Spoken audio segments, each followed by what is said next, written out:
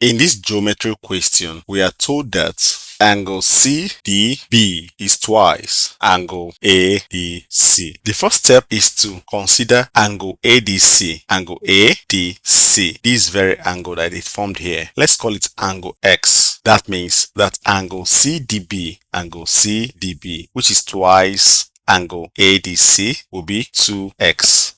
Now the goal is very simple. We need to find angle ADC. We need to find this very angle. Angle ADC is an angle formed between line AD and line DC. And also angle CDB is an angle formed between line DB and line DC. Because A, D, and B lie on the same straight line, these two angles form a straight line angle. A straight line angle is always 180 degrees. We can put it in another way that when two or more angles lie together on a straight line, their angles add up to 180 degrees. That means that we have two angles here, angle ADC and angle CDB. That the two sum should add up to 180 degrees. Angle ADC is x plus angle CDB is 2x. This we said because they are on a straight line is equal to 180 degrees. X plus 2x is 3x equal to 180 degrees. The next step is to divide both sides by 3.